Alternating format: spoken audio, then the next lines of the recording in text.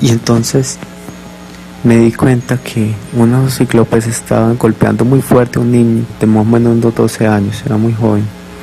Y le pegaban y le pegaban y le pegaban y él gritaba y estaba ahí, se trataba de esconder y igualmente ellos lo cogían y le pegaban.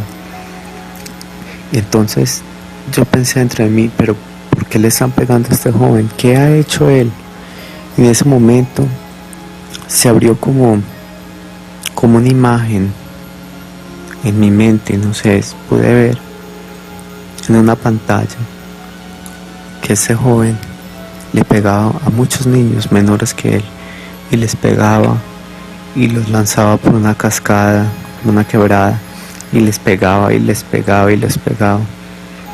Y comprendí que cada noche cuando él dormía y su alma salía de su cuerpo, los demonios le hacían exactamente lo mismo que él había hecho.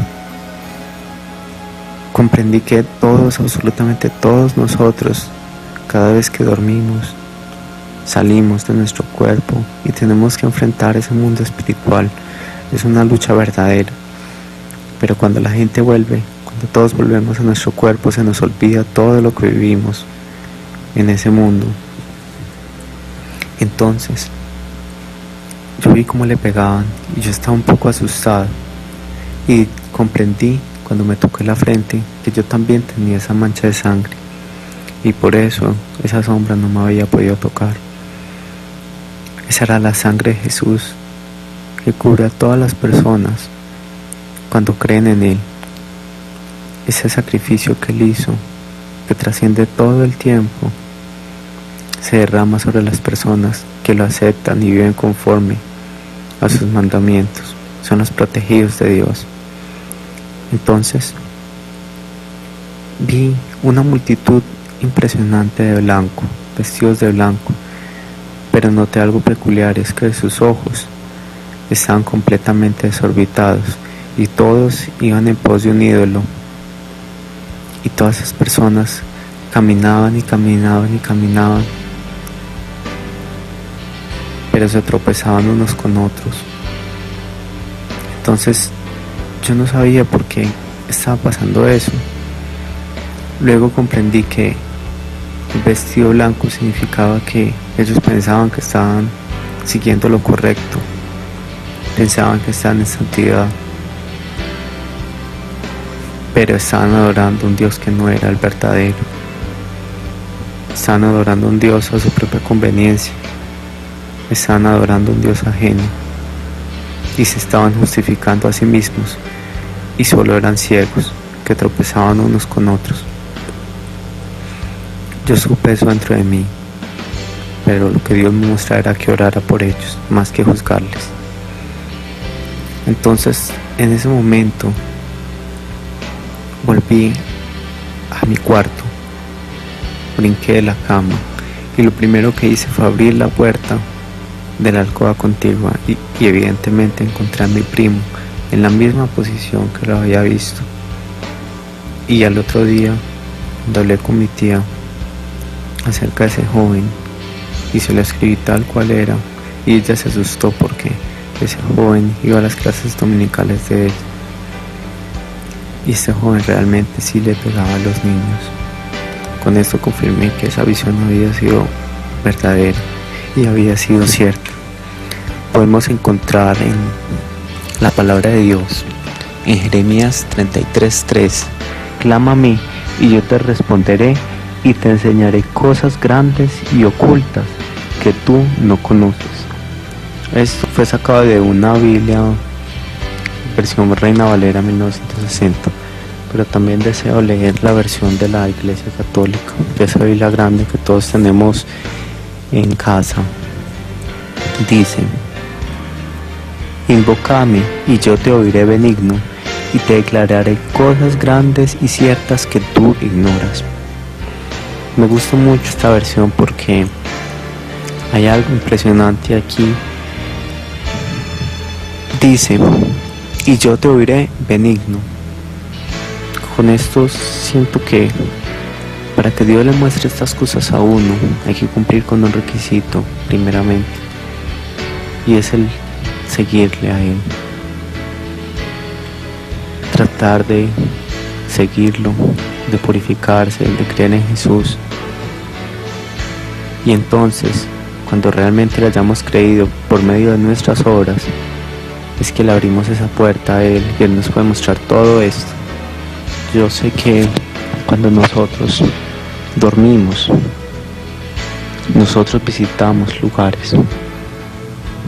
Cuando estamos bien con Dios, estamos protegidos. Pero cuando no estamos bien delante de Él, quedamos expuestos. Porque simplemente no lo quisimos recibir, no quisimos aceptar la ayuda. Y el hombre tiene libre albedrío. Y eso es algo que Dios respeta, aún a pesar que esto puede afectarnos. Dios no quiere robots, sino personas que verdaderamente lo amen. Yo una vez que vi algo, pero yo también cuando tuve esa visión, estaba mal delante de Dios y fue algo que me asustó impresionantemente. Me acuerdo que yo le estaba insistiendo mucho a unos amigos míos de la universidad que me acompañaran a la iglesia, que yo quería que ellos conocieran de Dios, que yo quería que ellos vieran otro mundo, que ellos quizás les parecía que era aburridor, pero era porque no se habían metido ahí. Entonces ellos me hicieron una propuesta, me dijeron: Andrés, si tú quieres que nosotros vayamos contigo a la iglesia, entonces acompáñanos a uno de nuestros lugares primero y luego te acompañamos allá. Como tenía ese anhelo tan grande de que ellos fueran a la iglesia, les dije: listo, está bien, yo iré con ustedes, pero el sábado me acompañan a la iglesia. Y listo. Fuimos a unas tabernas y allá me sentí incómodo porque nunca me ha gustado ese tipo de ambientes, pero igual decidí ir. Allí yo ni tomé trago, ni licor, ningún tipo de licor, ni fumé, no hice nada, pues simplemente los acompañé, me tomé unas sodas, unas gaseosas y ya. Vi gente impresionante, como destruyen sus vidas, como están ahí hablando cosas que no los están edificando verdaderamente. Y me sentí incómodo, me sentí muy incómodo. Yo quería irme de allí pronto. Al salir de este lugar muy tarde, como eso a las 3 de la mañana, cuando entré a mi casa, sentí que no entraba solo. Yo sentía algo conmigo allí. Subí las escaleras y sentí que algo venía conmigo.